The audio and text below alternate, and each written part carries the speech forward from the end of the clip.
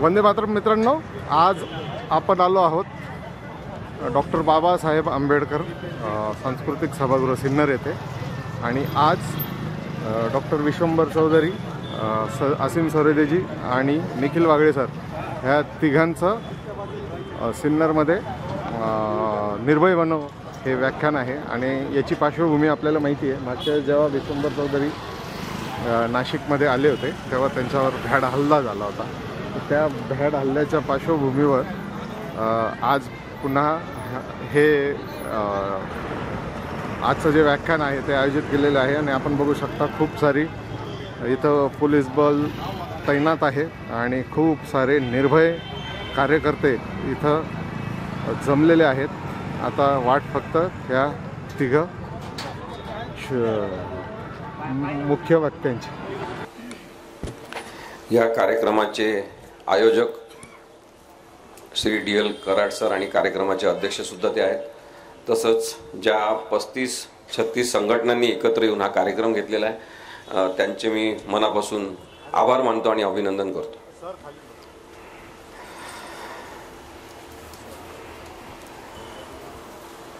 आमच्या जवळपास 50 सभा आता होतील महाराष्ट्रामध्ये। आम्ही 50 सभा घेतलेल्या आहे।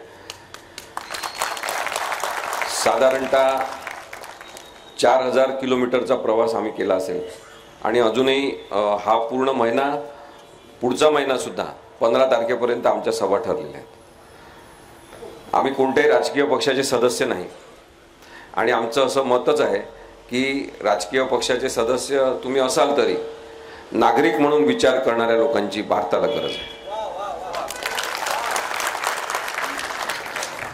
विश्वंभर जेव्हा इथे एका व्याख्यानमालेसाठी आले होते तेव्हा त्यांच्यावर हमला करण्याचा प्रयत्न केला, माईक हिसकावून घेण्याचा प्रयत्न केला आणि काल काही जणांनी काही व्हिडिओ केला भारतीय जनता पक्षाच्या लोकांनी। त्यांनी पोलिसांना निवेदन दिलं असं म्हणतात। पोलिसांवर सतत भार टाकणे, पोलिसांचा गैरवापर करणे आणि पोलीस सुद्धा माणूस आहेत हे विसरून जाऊन त्यांना अमानुषपणाची वागणूक देणे, याच्यामध्ये भारतीय जनता पक्ष मोठ्या आघाडीवर आहे। पोलीस विभागातल्या लोकांना माणूस म्हणून बघण्याची, नागरिक म्हणून बघण्याची आणि आपले मित्र म्हणून बघण्याची अत्यंत गरज या काळात निर्माण झाली आहे। त्यांनी पोलिसांना जे निवेदन दिलेलं आहे त्याच्यामध्ये त्यांनी सांगितलं की आक्षेपार्ह विधानं करायची नाही। आम्ही आता वकील, इथे काही जण वकील पण आहेत, आपण सगळेजण नागरिक म्हणून पण विचार करू शकतो की आक्षेपार्ह विधान आहे की नाही कोण ठरवणार? भाजपचे कार्यकर्ते ठरवणार? संघाच्या पिल्लावळीतले लोक ठरवणार? बजरंग दलाचे लोक ठरवणार? कोण ठरवणार? सगळ्यात जास्त आक्षेपार्ह विधानं करणारे भारताचे पंतप्रधान आहेत। आम्ही कोणाकडे जायचं? कारण का पोलीस त्यांच्याच, यंत्रणा त्यांच्याच, आम्ही कोणाकडे जायचं?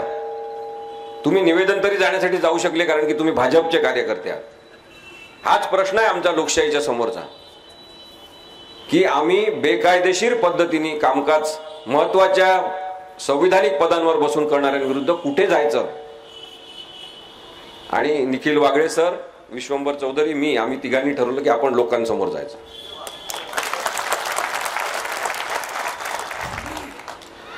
त्यांनी सांगितलं की प्रक्षोभक बोलू नका। पुन्हा तोच प्रश्न आहे, तुम्ही ठरवणार का प्रक्षोभक कोण बोलताय ते? मी एक वकील म्हणून आपल्याला सांगू इच्छितो की सध्या लोकशाही बद्दल मुद्देसूद बोलणंच प्रक्षोभक झालेलं आहे। म्हणजे यांचं म्हणणं आहे की लोकशाही बद्दलच बोलू नका आणि लोकशाही बद्दल बोलण्याची सगळ्यात जास्त गरज आहे। यांनी त्या निवेदनात सांगितलं आणि 2-4 टुकार लोकांनी व्हिडिओ सुद्धा केलेला आहे भारतीय जनता पक्षाचे की रामाचं नाव घ्यायचं नाही, पंतप्रधान नरेंद्र मोदींचं नाव घ्यायचं नाही। का घ्यायचं नाही? का घ्यायचं नाही? रामाची काय खरेदी केलेली आहे तुम्ही? राम विकत घेतलाय का तुम्ही? राम भारतीयांच्या मनामनातला आहे, आम्ही नाव घेणार. आणि लोकशाही पद्धतीने निवडून आलेले पंतप्रधान जोपर्यंत त्या पदावर बसलेले आहेत, आम्ही त्या व्यक्तीबद्दल सुद्धा बोलणार. पंतप्रधान तुमच्या मालकीचे आहेत का? पंतप्रधान पदाच्या संदर्भात काही आपण बोललं, त्या व्यक्तीबद्दल काही बोललं, नरेंद्र मोदींबद्दल, तर यांना लगेच राग येतो. आणि ते आपल्याला सांगतात की पंतप्रधान पदावर, संविधानिक पदावर बसलेल्या व्यक्तीबद्दल तुम्ही बोलताय म्हणजे तुम्ही पंतप्रधान पदाचा अपमान करताय. मी आपल्याला पुन्हा एकदा कायदेशीर दृष्टिकोनातून सुद्धा सांगतो, पंतप्रधान पदावर बसलेल्या व्यक्तीच्या प्रवृत्तीचं आणि त्याच्या कामाचं विश्लेषण करणं म्हणजे त्या व्यक्तीच्या पदाचा अपमान नाही, त्या व्यक्तीचं ते विश्लेषण आहे. मी विश्वंभर आणि निखिल वागळे सर सुद्धा आम्ही प्रत्येक वाक्यात त्याच्यानंतर आज पंतप्रधानांबद्दल बोलणार. तुमचे जर इथे चेले चपाटे तुम्ही पाठवलेले असतील ऐकायला, व्हिडिओ शूटिंग करायला करा, व्हिडिओ शूटिंग करा, ऐका आणि तुमच्या आईबापांना जाऊन सांगा आम्ही पंतप्रधानांबद्दल बोलणार. आमचे पण ते पंतप्रधान आहेत. लोकशाहीनुसार जेव्हा एखादा पंतप्रधान म्हणून कोणी निवडून येतो तेव्हा तो संपूर्ण देशाचा पंतप्रधान असतो. आणि म्हणून नरेंद्र मोदी यांच्याबद्दल आम्ही बोलणार. आमचं नरेंद्र मोदींशी काही भांडण नाही, आमचं अमित शहांशी काही भांडण नाही. आमचं भांडण आहे की या चुकीच्या प्रवृत्ती आहेत. आमचं म्हणणं आहे की लोकशाही पायदळी तुडून ज्या पद्धतीने निर्णय घेतात ती प्रक्रिया बेकायदेशीर आहे. ते अनेकदा शासकीय यंत्रणांचा, पोलिसांसकट सगळ्या यंत्रणांचा ते गैरवापर करतात. म्हणून आम्ही त्यांच्याबद्दल बोलतो, आम्ही त्यांच्या कामाचं विश्लेषण करतो. आमचं असं म्हणणं आहे भारतीय नागरिक म्हणून की तुम्ही पंतप्रधान पदावर बसून पंतप्रधान पदाची प्रतिष्ठा मलिन करत असल्यामुळे आम्ही तुमच्याबद्दल बोलतो. कुणाला काही याच्याबद्दल केस करायची असेल तर माझं म्हणणं आहे की मी बोलत असेल तर माझ्यावर केस करा, आयोजकांवर कोणी केस करू नका. भाजपचे कार्यकर्ते असतील त्यांना सांगा, आम्ही आमच्या म्हणण्याची जबाबदारी घेऊ शकतो, पण तुम्ही तुमच्या कुत्सित बुद्धीने आणि सडलेल्या बुद्धीने तुम्ही काही पण त्याचा अर्थ काढाल त्याची जबाबदारी आमची नाही आहे. आम्ही कोणाचाही अपमान करत नाही.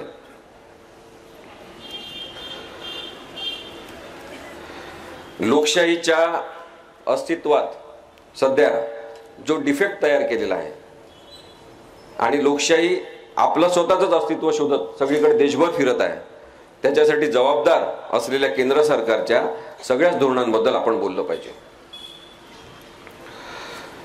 याच्याबद्दल बोलू नका, त्याच्याबद्दल बोलू नका असे व्हिडिओ करणाऱ्यांना आपल्याला हे सांगायचं आहे की आम्हाला या सगळ्या भारतातल्या घडामोडींबद्दल, राजकारणाबद्दल, समाजकारणाबद्दल, सांस्कृतिक धोरणांबद्दल बोलण्याचा अधिकार बाबासाहेब आंबेडकरांनी दिलेला आहे. आणि संविधानाचा वापर करणारा नागरिक कसा ताकदवान असतो हे बघण्याची तुमची हिंमत असेल तर इथे येऊन बसलेल्या त्या लोकांनी जरूर त्यांच्या आईबापांना जाऊन सांगावं. यांनी त्या व्हिडिओमध्ये असं म्हटलेलं आहे की आम्ही भाजपचे कार्यकर्ते आहे, आम्ही तोडफोड करत नाही, आम्ही कोणत्या गाडीवर हमला करत नाही, आम्ही काही काचा फोडत नाही. मी आपल्याला काही उदाहरणं देतो. काही तासांपूर्वी बीजेपीचे आमदार असलेले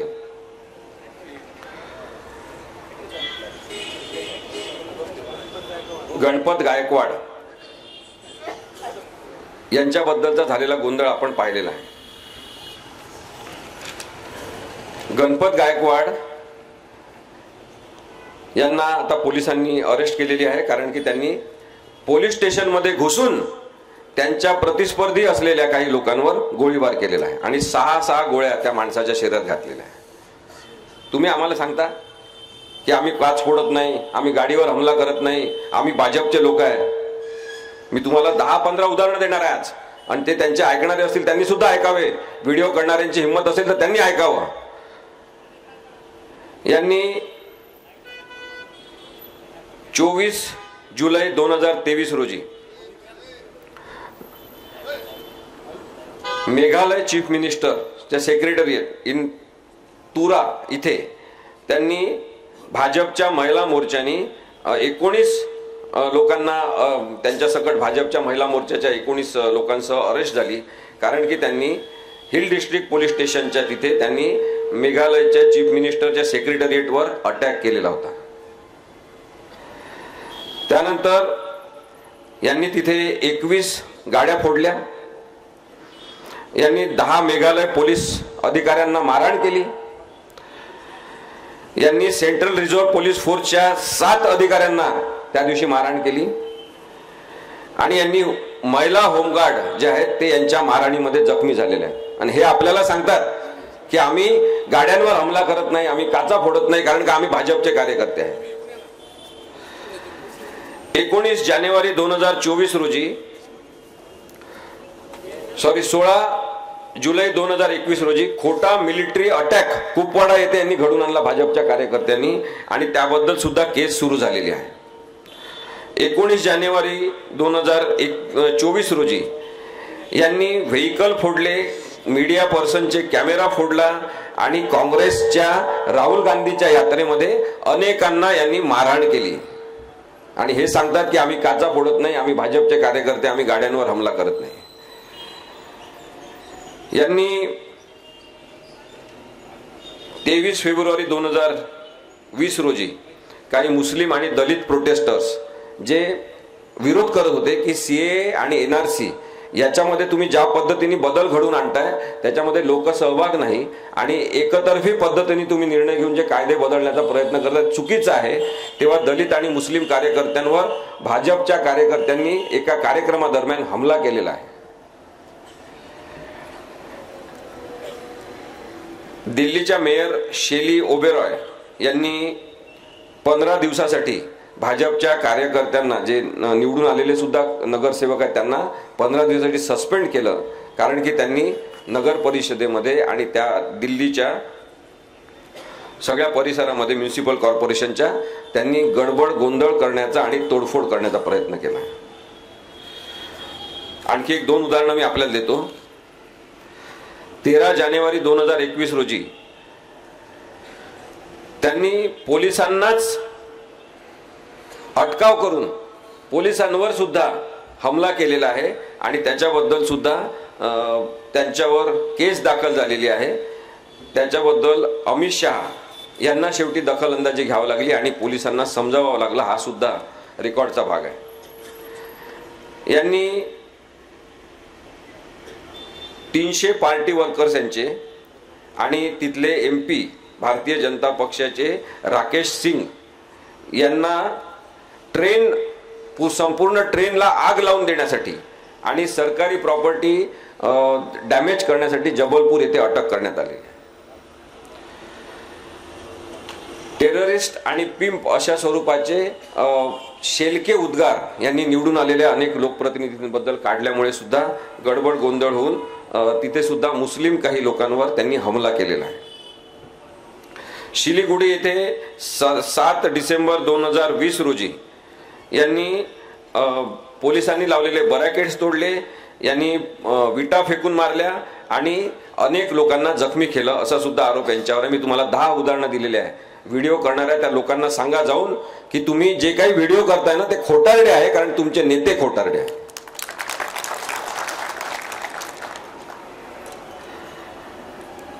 रामाचं नाव घ्यायचं नाही असं यांचं म्हणणं आहे. आमचं म्हणणं आहे भारतातल्या प्रत्येक माणसाने रामाचं नाव घेतलं पाहिजे, कारण का राम कोणाच्या मालकीचा नाही, राम आमचा सुद्धा आहे. आणि त्यासाठी मी तुम्हाला महात्मा गांधींनी म्हटलेलं एक वाक्य वाचून दाखवतो. महात्मा गांधींनी सांगितलं, माझा राम आमच्या प्रार्थनेच्या वेळचा राम, तो ऐतिहासिक राम नव्हे जो दशरथाचा पुत्र आणि अयोध्येचा राजा होता, तो तर सनातनी आजन्मा अद्वितीय राम आहे. मी त्याची पूजा करतो, त्याचीच मदत चाहतो. तुम्ही देखील तेच केले पाहिजे, कारण तो समान रूपात सर्वांचा आहे. म्हणून मुसलमान अथवा कोणालाही रामाचे नाव घेण्यात संकोच वाटण्याचे काहीच कारण नाही, परंतु अशी काही गरज नाही की त्याने रामाच्या रूपातच देवाचे नाव घ्यावे. तो अल्लाह किंवा खुदाचे नाव सुद्धा रामाप्रमाणे जपू शकतो. हे महात्मा गांधींनी 28/4/1948 रोजी सांगितलेलं आहे. आणि म्हणून प्रभू राम हा आमचा सुद्धा आहे. आणि म्हणून आपण सगळ्यांनी रामाचं नाव घेतलं पाहिजे. विनोबा भावेंनी तर सांगितलं होतं की रामाचं नाव श्वासागणी घेतलं पाहिजे. प्रत्येक श्वासासोबत रामाचं नाव घेतलं पाहिजे. श्वास आतमध्ये घेताना शरीरात आपण राम असं म्हणायचं आणि श्वास सोडताना हरी म्हणायचं. राम हरी हा मंत्र त्यांनी दिला होता आणि तो सुद्धा राम आमचाच आहे. वातावरण कलुषित करणारा, देवाच्या नावाने हिंसा पसरवणारा राम आमचा नाही, तो तुमचा आहे. तो तुम्ही घेऊन फिरा. पण आमचा राम हा शांततेचं प्रतीक आहे. आमचा राम हा अंतर्गत मानसिक शांततेचं सुद्धा प्रतीक आहे. आणि म्हणून आम्ही रामाचं नाव घेणार. त्यामुळे आम्हाला इथे कोणी सांगायचा प्रयत्न करण्याची गरज नाही की रामाचं नाव घ्यायचं नाही. रामाचा अपमान करणारे आम्ही नाही. इव्हन आम्ही कोणाचाच अपमान करत नाही. लोकशाहीचा अपमान करणारे आता जे लोक आहेत त्यांच्याबद्दल मात्र आम्ही बोलणार आहे. सातत्याने हे होत चाललेलं आहे की रामाला सबसाइड करून, प्रभू रामचंद्राला सबसाइड करून त्याच्या जागी नरेंद्र मोदींना प्रस्थापित करण्याचा जो प्रयत्न सुरू आहे तो अत्यंत अश्लाघ्य स्वरूपाचा, अधार्मिक कृतीचा भाग आहे. आणि म्हणून आम्ही त्या कामाचं विश्लेषण करणार. या कार्यक्रमासाठी जमलेल्या एकमेव जो राजकीय पक्ष फुटला नाही आतापर्यंत भारतामधला, त्या काँग्रेस पक्षाचे अनेक कार्यकर्ते इथे आहेत. ओरिजिनल शिवसेना पक्षाचे लोक इथे आहेत. ओरिजिनल राष्ट्रवादीचे इथे लोक आहेत.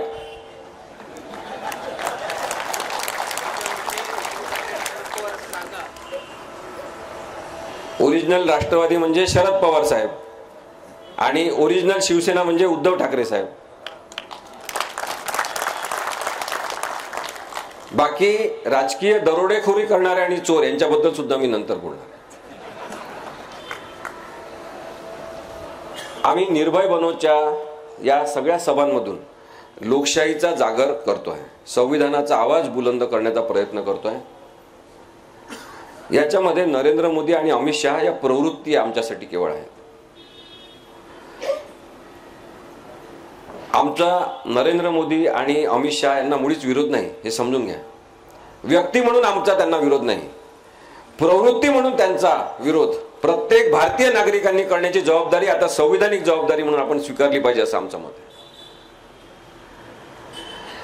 कारण की हे अपारदर्शक पद्धतीने काम करतात, हे अंधारात काम करतात, हे संसदेतल्या सगळ्या महत्वाच्या खासदारांना, प्रश्न विचारणाऱ्यांना निलंबित करून आपल्या मनमानी पद्धतीने बिलं पास करतात आणि नवीन कायदे तयार करतात. त्यामुळे आमचा नरेंद्र मोदी आणि अमित शहा या प्रवृत्तींना विरोध आहे. नवीन कायदे त्यांनी 3 केले आणि तेव्हा अमित शहानी भाषण केलं संसदेमध्ये आणि जवळपास 25 गोष्टी अशा आहेत. आता मी इथे काही तो विषय नाही त्याच्यामुळे सांगत नाही. काल गोरेगावला मी त्याच्यावर भाषण केलं. 25 गोष्टी अशा आहेत ज्याच्यामध्ये अमित शहानी असं मांडलं संसदेमध्ये छाती ठोकून ठोकून की पहली बार भारत में हम 0 FIR इंट्रोड्यूस कर रहे हैं. 0 FIR हे त्यांनी इंट्रोड्यूस केलेलं नाही. त्यापूर्वीच कितीतरी इथे पोलीस अधिकारी पण आहेत, त्यांनाही माहिती आहे की 0 FIR जवळपास 5 वर्षापूर्वीच इंट्रोड्यूस झालेलं होतं. हे 2014च्या आधीची गोष्ट आहे. क्रिमिनल रेकॉर्ड ट्रॅकिंग करण्याची सिस्टीम सुद्धा सुशील कुमार शिंदे असताना त्यांनी आणली होती आणि हे आपल्याला सांगतात की मी पहिल्यांदा आता क्रिमिनल लोकांचा रेकॉर्ड तयार करण्याची सिस्टीम तयार करताय. भारताचं दुर्दैव आहे की ज्या माणसाला खूप मोठा काही वर्षांचा तडीपारीचा अनुभव आहे तो माणूस आता भारतासाठी कायदे तयार करतो. आम्ही बोलायचं नाही यांच्याबद्दल. याच्यापूर्वी नाही मिळाले ना आम्हाला असे गृहमंत्री की जे स्वतः तडीपार झालेले होते. आणि हा जर आमच्या भारताचा अपमान नसेल की अशा प्रकारचा एक माणूस आणि अशा प्रवृत्तीचा माणूस तिथे बसलेला आहे तर आम्ही त्यांच्याबद्दल जरूर बोलणार. स्वतः काहीतरी रचना तयार करायची, स्वतः काहीतरी आदेश पारित करायचे जे बेकायदेशीर स्वरूपाचे असतात आणि त्याच्यावर भीतीवर आधारित राजकारण करायचं, याला आपण सगळ्यांनीच विरोध केला पाहिजे. आपण ईडी पाहिलेली आहे, CBI पाहिलेली आहे, इन्कम टॅक्स डिपार्टमेंट पाहिलेला आहे, नार्कोटिक्स कंट्रोल ब्युरो पाहिलेला आहे, NIA पाहिलेला आहे आणि पोलिसांचा सुद्धा गैरवापर पाहिलेला आहे. एवढंच नाही तर यांची मजल आता इथपर्यंत गेलेली आहे की एक तटस्थ असलेली यंत्रणा न्यायालय याच्यातल्या सुद्धा काही न्यायाधीशांना आपल्या काय पाळीव करून त्यांचा सुद्धा गैरवापर यांनी सुरू केलेला आहे. माध्यम जे स्वातंत्र्य म्हणून होते की ते स्वतंत्र होते, आपल्या समोर जे घडलं ते सांगणारे माध्यम यांनी बंद करून टाकले.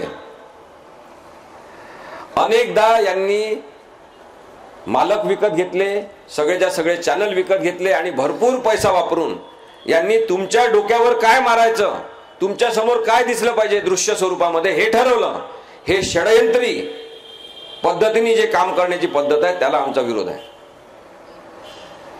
मीडिया हा एक तटस्थ असलेला स्तंभ उखडून टाकण्यासाठी महाराष्ट्रामधून जेव्हा सुरुवात झाली तेव्हा त्याचे पहिले बळी इथं बसलेले आहेत. निखिल वागळे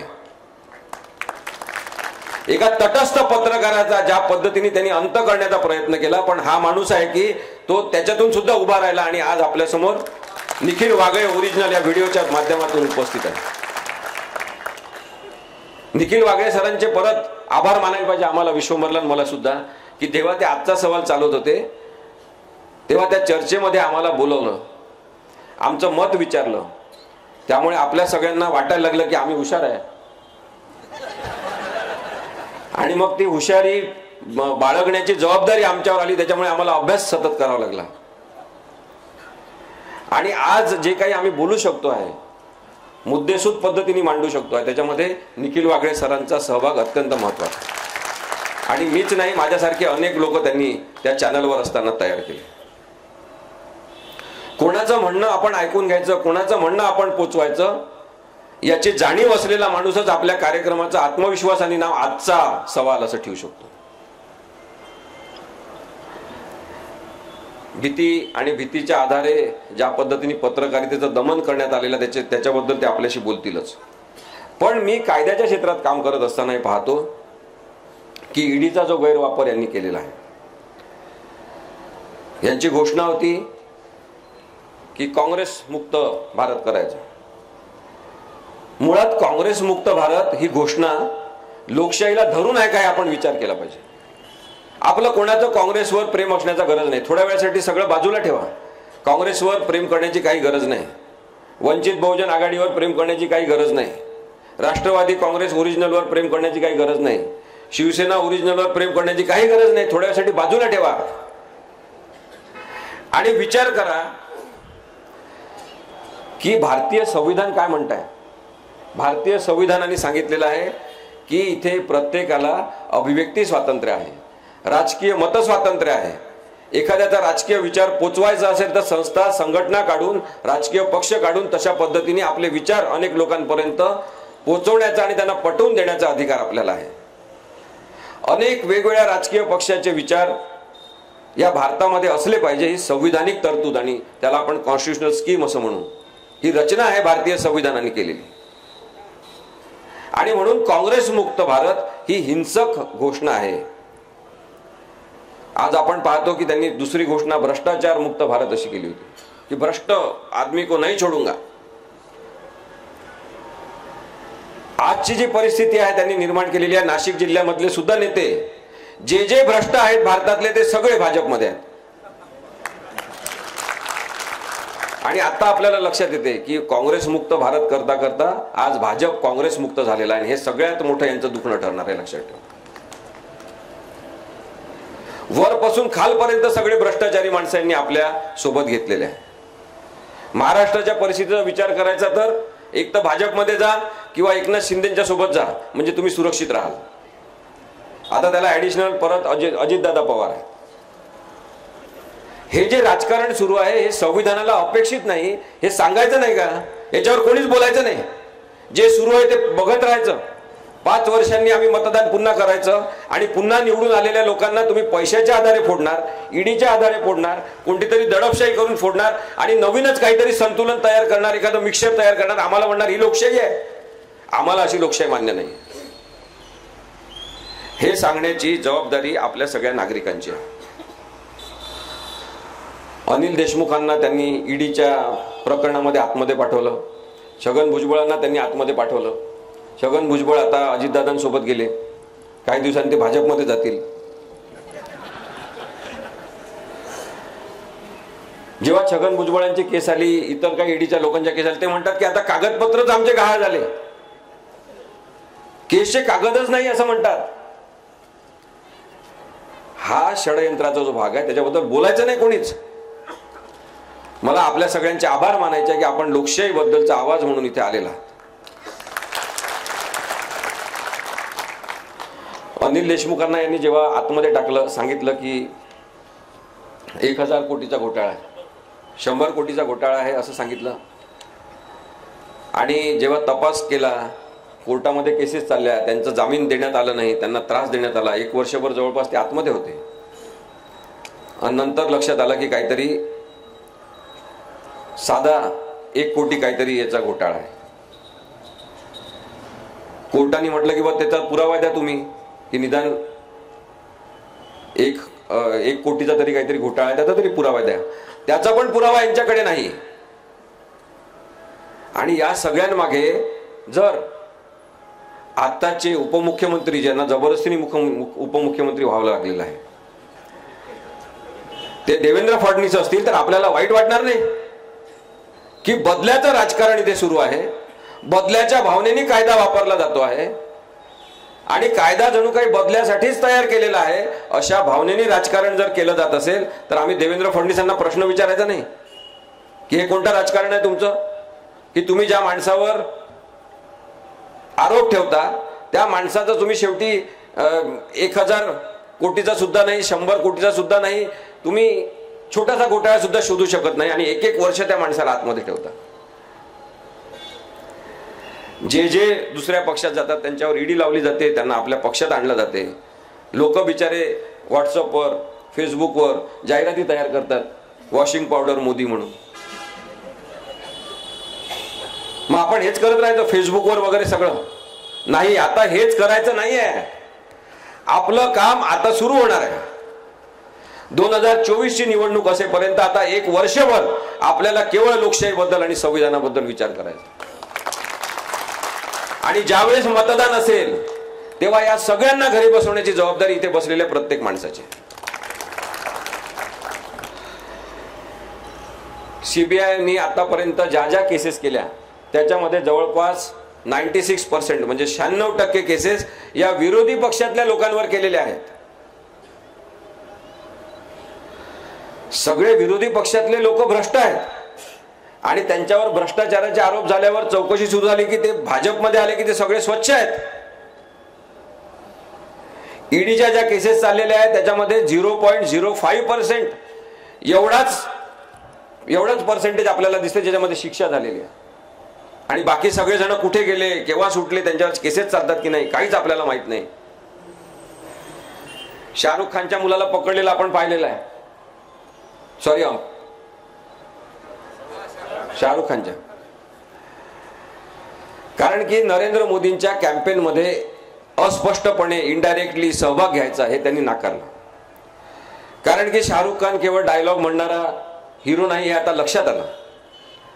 पाठांतर करून केवळ बोलणारा हा माणूस नाही, तर तो विचार करणारा सुद्धा आहे. त्याचं पुस्तकांचं वाचन आहे, योग्य शब्द योग्य ठिकाणी वापरण्याचं नॉलेज त्याला आहे.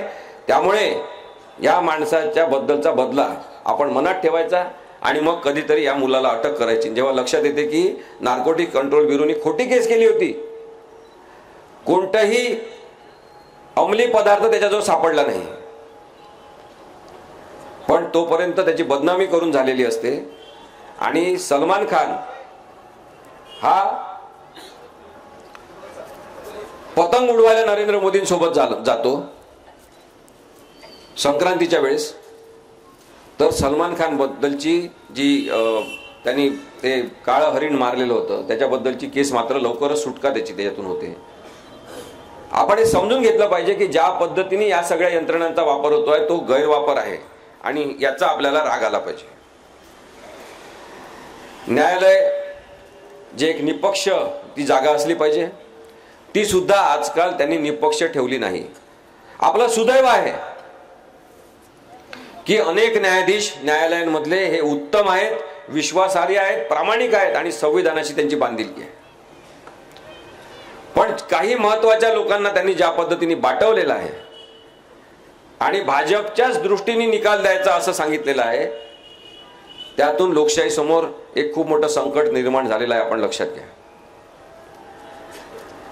पापपूर्ण अशा पद्धतीचे, त्याला सिनफुल जजमेंट आपण म्हणू, पापपूर्ण अशा पद्धतीचे निर्णय दिलेले आहेत. कधीतरी फक्त त्या विषयावर आपण इंटेलेक्च्युअल पद्धतीची चर्चा जर ठेवली तर आपण त्याच्याबद्दल बोलू की कशा पद्धतीने यांनी निकाल दिलेले आहेत.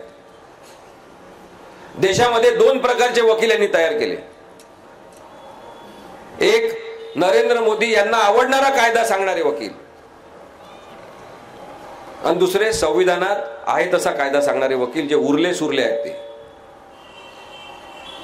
इथे काही वकील असतील त्यांना माहिती आहे, प्रत्येक जिल्ह्यात, प्रत्येक तालुक्यात, हायकोर्टामध्ये, भारतातल्या सगळ्या आणि सर्वोच्च न्यायालयामध्ये सुद्धा हेच वातावरण आहे की त्यांनी म्हटलेला कायदा सांगा, त्यांना आवडेल असा कायदा सांगा, त्याचा अर्थ तसा काढा.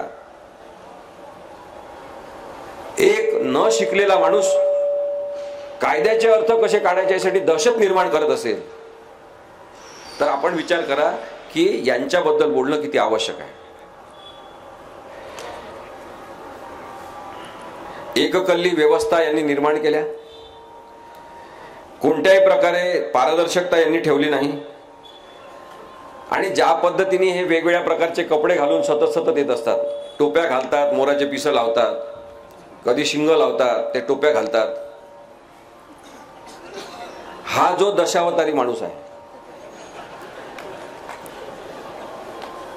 या प्रवृत्तीचा अंत लोकशाही मधल्या नागरिकांनी केला पाहिजे. त्यांचं म्हणणं आहे मला सगळ्यांनी रिस्पेक्ट दिला पाहिजे असं त्यांचं म्हणणं आहे. मग ते काय करतात की कधी कधी जबरदस्तीने शास्त्रज्ञांकडे जातात, जबरदस्तीने ओढतात असं आणि त्याला रडायला लावतात. इथे रड बाब माझ्या छातीवर, सगळ्यांना दिसलं पाहिजे. यांचे दोन प्लॅन तयार असतात जेव्हा वर्ल्ड कप क्रिकेटची मॅच असते शेवटची, किंवा वर्ल्ड कप जिंकलं तर काय आणि हरल्यावर काय करायचं.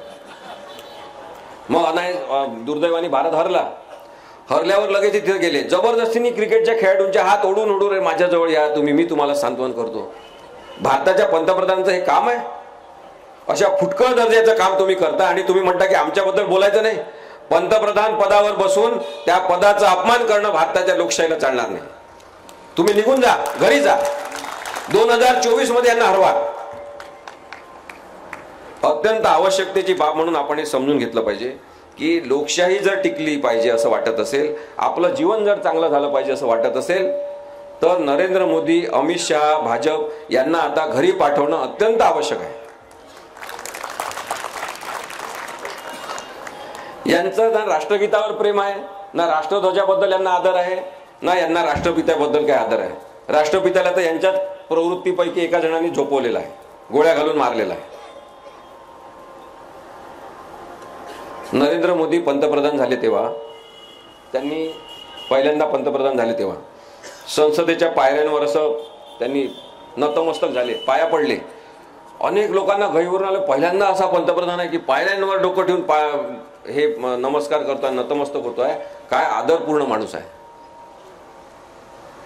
आपण तेव्हा विसरलो होतो भावनाशील होऊन की नथुराम गोडसेंनी सुद्धा महात्मा गांधींचा खून करण्याच्या आधी पाया पडलेला होता. या प्रवृत्तीला विरोध आहे आपला. आपलं म्हणणंच आहे की तुम्ही चुकीचे व्यक्ती आहात, तुम्ही खोटारडे आहात. यांचे खोटे सांगायचे असतील तर आपल्याला ही सभा पुरणार नाही, रात्र संपून जाईल. एखाद्या कोजागिरीच्या दिवशी बोलवा तुम्ही, आम्ही तुम्हाला सगळे खोटारडे यांचं सांगू. दररोज यांना 15, 20, 25 खोटं बोलल्याशिवाय यांचं पोट भरत नाही. इतक्या वाईट पद्धतीने जे खोटं बोलतात, ज्यांचं राष्ट्रगीताला नेहमी विरोध राहिलेला आहे, हे म्हणतात की वंदे मातरम हे राष्ट्रगीत पाहिजे. ते राष्ट्रगान आहे. वंदे मातरम आपण सगळ्यांनी म्हटलं पाहिजे, त्याच्याबद्दलचा आदर ठेवला पाहिजे. ते आपल्या देशाचं राष्ट्रगान आहे. राष्ट्रगीत जनगण मन हे आहे, त्यालाच तसा आपण आदर दिला पाहिजे.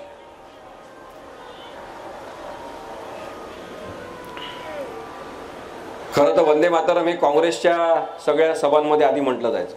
हे पण काही यांचं नाही आहे, पण आता यांनी ते ओढून घेतलं, हे आमचंच आहे म्हणून. यांच्याकडे कोणी महान नेते नाही, यांचा स्वातंत्र्य संग्रामामध्ये काही सहभाग नाही, त्यामुळे यांच्याकडे कोणी महापुरुष नाही. मग यांनी आंबेडकरांचं अपहरण करण्याचा प्रयत्न केला. आंबेडकरांचे विचार काही यांना झेपत नाही. मग महात्मा गांधींचं अपहरण करण्याचा प्रयत्न केला सगळीकडे, नाहीतरी त्यांना नाईलाजाने महात्मा गांधींच्या पायाच पडावं लागते. मग आपण हेच ठरवलं पाहिजे की आपला महात्मा गांधींचा राम आहे, जे मरताना सुद्धा हे राम हे शब्द म्हणून गेले. त्यामुळे यांचा नथुराम आहे, त्या नथुराम मधला राम त्यांच्याजवळ राहू द्या.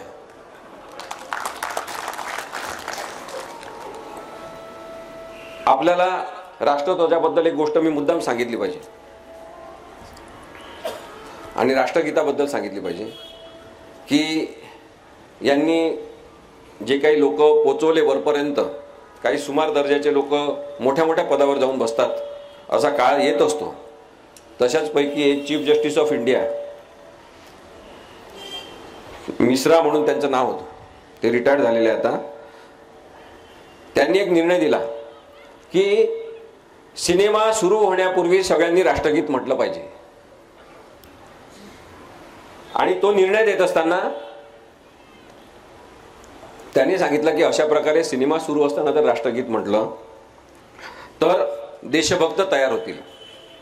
यांचे फार सोपे सोपे काय उपाय असतात, तुम्ही समजून घ्या.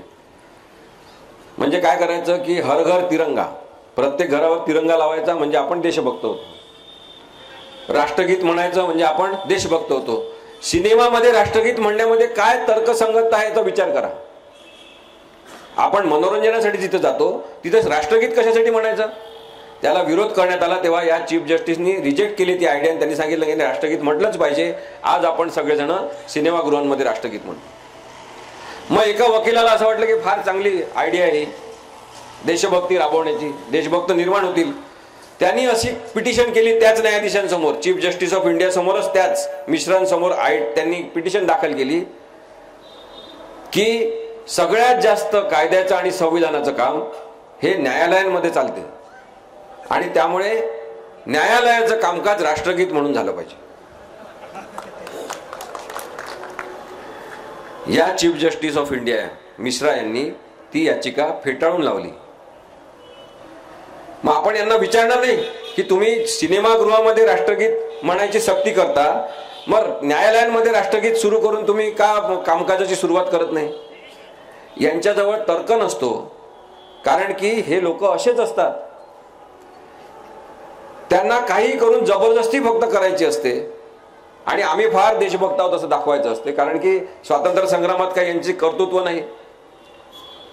आणि त्यामुळे मग हे अशा प्रकारचे निर्णय देणारे सुद्धा यांचे माणसं तयार होतात. एक संभाजी भिडे नावाचा माणूस आहे, मनोहर उर्फ संभाजी भिडे. मनोहर कुलकर्णी असं नाव आहे म्हणतात काही जण त्याचं. आता यांच्या संदर्भात काम करणाऱ्या माणसांचं आणखी एक वैशिष्ट्य असते, त्यांचे 2 किंवा 3 नावं असतात. त्याच्याबद्दल सतत कन्फ्युजन असते की खरं नाव कोणतं आहे, खरं कोण आहे. मग यांचे कोणी गुरु असतील त्याला ते श्री श्री असं लावतात, म्हणजे काय आपल्याला काही कळत नाही कशासाठी श्री श्री असं करतात ते. या संभाजी भिडेंनी अत्यंत विषारी लोक महाराष्ट्रामध्ये निर्माण केलेले आहेत. आपण चांगले हिंदू आहोत आणि इथे बसलेल्या प्रत्येक माणसाने चांगला हिंदू बनण्याचा प्रयत्न केला पाहिजे. संभाजी भिडेच्या काही चेल्या चपाट्यांनी 15 ऑगस्टला मोठा भगवा झेंडा घेतला आणि सांगलीमध्ये मिरवणूक काढली. मिरवणूक काढताना ते सगळे घोषणा देत होते, ज्या अकराळ विक्राळ आणि अशा घोषणा असतात लोकशाही विरोधी सुद्धा, त्या घोषणा देत होते. तर पोलिसांनी त्यांना विचारलं पाहिजे होतं की तुम्ही ही घोषणा अशी का देताय? 15 ऑगस्टच्या दिवशी तुम्ही भगवा झेंडा घेऊन एवढा मोठा अशी रॅली का काढताय? पण पोलिसांनी त्यांना काही विचारलं नाही. पत्रकारांनी त्यांना विचारलं की तुम्ही असा भगवा झेंडा 15 ऑगस्टच्या दिवशी का घेताय? तुम्ही तिरंगा राष्ट्रध्वज घेतला पाहिजे खांद्यावर. तर त्यांनी सांगितलं की भगवा आमच्या खांद्यावर आहे, तिरंगा आमच्या मनात आहे, राष्ट्रध्वज आमच्या मनात आहे.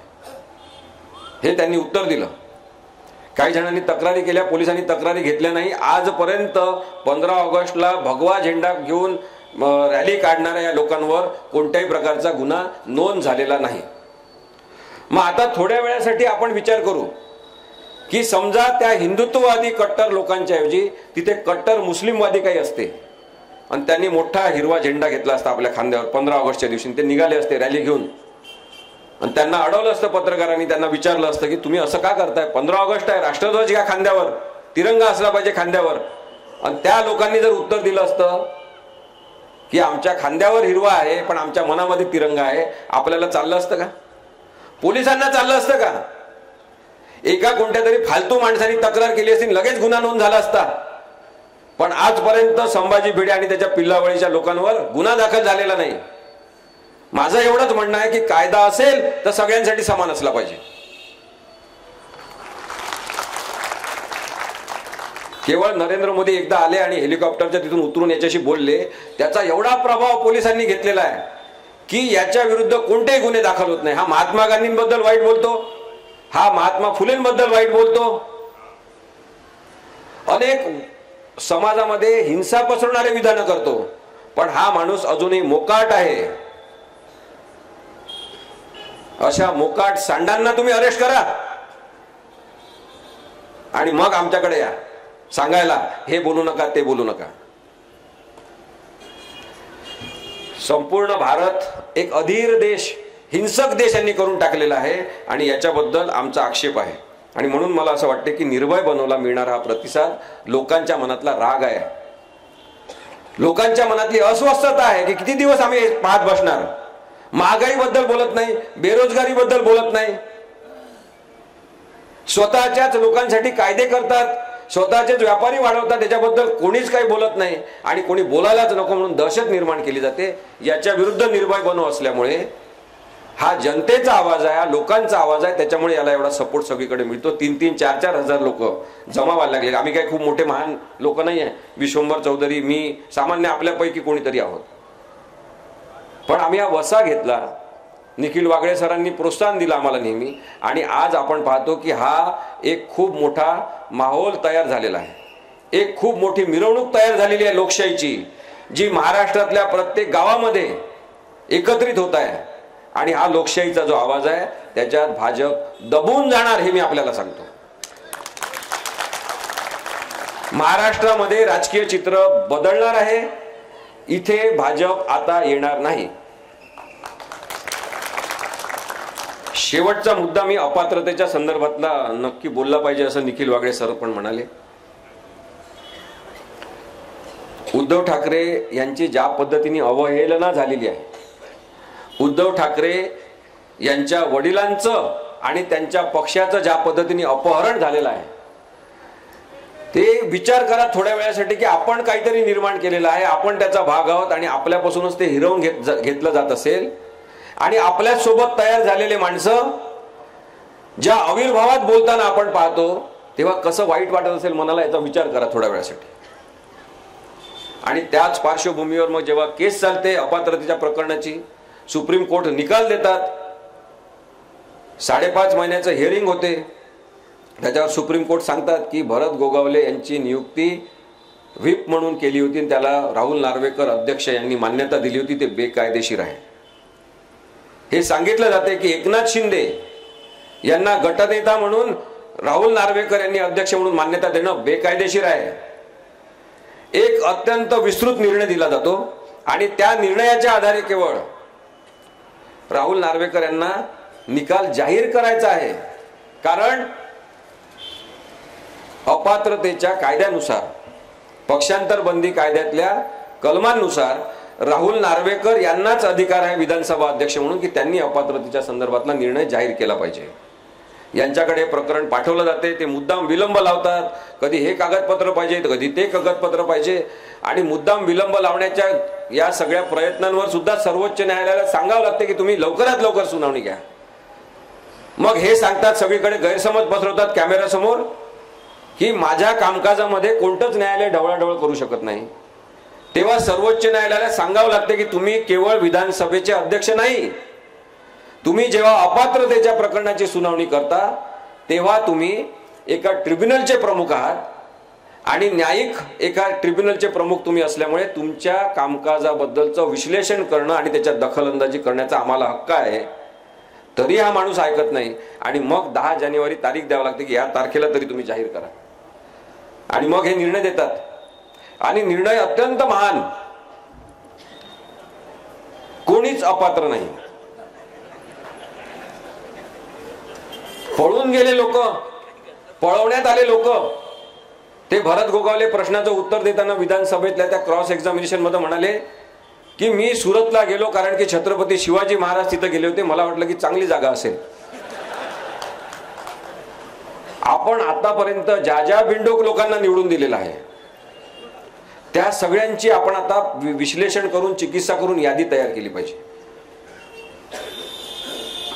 हे म्हणतात आम्ही ट्रिपसाठी गेलो होतो. एकाच वेळेस तुम्ही ट्रिपसाठी जाता, त्याच वेळेस तुमचे सगळे मोबाईल बंद असतात, तुमच्या ट्रिपमध्ये कोणी तुमचे बायका मुलं नसतात. ही कोणती ट्रिप आहे तुमची? आणि तुम्ही नेमके सगळेजण सुरतला जाता, मग तिथून नेमके सगळेजण तुम्ही गुवाहाटीला जाता. भाजप शासित प्रदेशांमध्येच तुम्ही कशी ट्रिप काढता? कारण तुम्हाला तिथे संरक्षण मिळते. हे सगळं पक्षविरोधी कारवायाचं लक्षण आहे आणि पक्षविरोधी कारवायासाठी हे सगळेजण एकनाथ शिंदेसोबत पळून गेलेले सगळेजण अपात्र ठरतात. हे मी तुम्हाला आता पुन्हा एकदा सांगतो. ठीक आहे, राहुल नार्वेकर यांनी निकाल दिला नाही, त्यांनी कोणालाच अपात्र ठरवलं नाही, पण त्यांनी कारण काय दिलं? त्यांनी कारण दिलं कोणीच अपात्र नाही, कारण की हे अपात्रते संदर्भातलं प्रकरण नाही, हे प्रकरण पक्षांतर्गत वादाचं प्रकरण आहे. हे इंटर पॉलिटिकल पार्टी डिस्प्यूट्स आहे. मग सुप्रीम कोर्टाचे चीफ जस्टिस ऑफ इंडिया ते 4 न्यायाधीश ज्यांनी आपली हयात घालवली पूर्ण वकिली क्षेत्रामध्ये, त्यांनी सांगितलं की हे पक्षांतर बंदी प्रकरण कायद्याचं प्रकरण आहे म्हणून तुम्ही हाताळा. तुम्हाला जर असं वाटते की हे पक्षांतर बंदी कायद्याचं प्रकरण नव्हतं तर तुम्ही निर्णय कशाला दिला? एका वेळी तुम्ही कळून द्यायचं की हे पक्षांतर बंदी कायद्याचं प्रकरण नाही, तुमच्याकडे परत पाठवत आहे. तुम्ही निर्णय देता संपूर्ण पक्षांतर बंदी कायद्याचं प्रकरण नसेल तर तुम्हाला अधिकारच नाही, शून्य अधिकार आहे राहुल नार्वेकर यांना जर पक्षांतर बंदी कायद्याचं प्रकरण नसेल तर. सगळीच्या सगळी बेकायदेशीरता यांनी याच्यात आणलेली आहे आणि आता राष्ट्रवादी काँग्रेस सोबत तोच खेळ यांनी सुरू केलेला आहे. ते म्हणतात आता शरद पवार साहेब हे काही अध्यक्षच नव्हते, सदस्यच नव्हते, म्हणजे उद्या इथं शरद पवार साहेब येऊन उभे राहतील ते म्हणजे नाही इथे कोणी शरद पवार उभेच नाही झालं, म्हणजे यांना जे दिसेल तेच आपण मान्य करायचं. या पद्धतीने जर कायद्याची मोडतोड होत असेल, जसा वाटेल तसा अर्थ काढण्यात येत असेल तर एक गोष्ट लक्षात घेतली पाहिजे. डॉक्टर आंबेडकरांनी भारतीय संविधान लिहित असताना त्यांना कदाचित माहिती नव्हतं की इतक्या बदमाश प्रवृत्तीचे लोक येणार आहेत की जे कायद्यातल्या उणीवांचा असा गैरवापर करतील. विस्तृत राज्यघटना त्यांनी लेखी सगळ्यात मोठी राज्यघटना लिहिली, काही गोष्टी नाही लिहिलेल्या आहेत कारण की त्या नैतिकतेची जबाबदारी म्हणून आपण पाळल्या पाहिजे. यांची कोणतीही संविधानिक नैतिकता टिकलेली नाही आणि त्यामुळे राहुल नार्वेकर यांनी जो निर्णय दिलेला तो पूर्णपणे चुकीचा आहे. सुप्रीम कोर्टाकडून असूनही आशा आहेत की ते चांगला निर्णय देतील असं मला नक्की वाटते, कारण की त्यांनी संपूर्ण निर्णय दिलेला आहे, प्रकरण त्यांना माहिती आहे. या पद्धतीने एखाद्या राजकीय माणसाची म्हणजे उद्धव ठाकरे सारख्या माणसाची अवहेलना करणं, त्यांची ओढाताण करणं हे अत्यंत वाईट आहे आणि त्यामुळे आपण या सगळ्या गोष्टीचा नक्कीच विचार केला पाहिजे.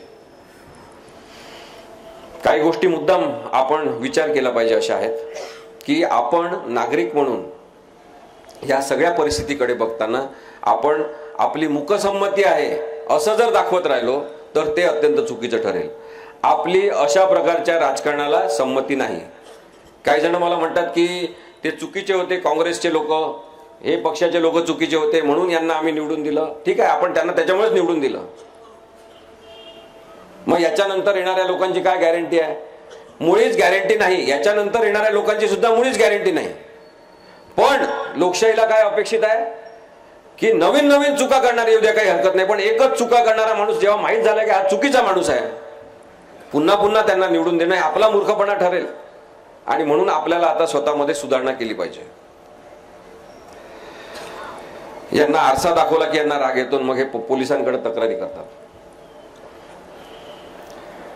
देवेंद्र फडणवीस आता खूप रागीट झालेले आहेत, बदल्याच्या भावनेने पेटलेले आहेत. महाराष्ट्रामध्ये जे राजकारण त्यांनी आणलेलं आहे त्यांना वाटते की ते चाणक्य आहेत, पण हे किडलेलं आणि नाचलेलं राजकारण महाराष्ट्रामध्ये प्रस्थापित करण्यासाठी जे पाप देवेंद्र फडणवीस यांच्या अकाउंटमध्ये गेलेलं आहे त्याचा नक्कीच त्यांना पुढच्या राजकीय भविष्यात त्रास होणार.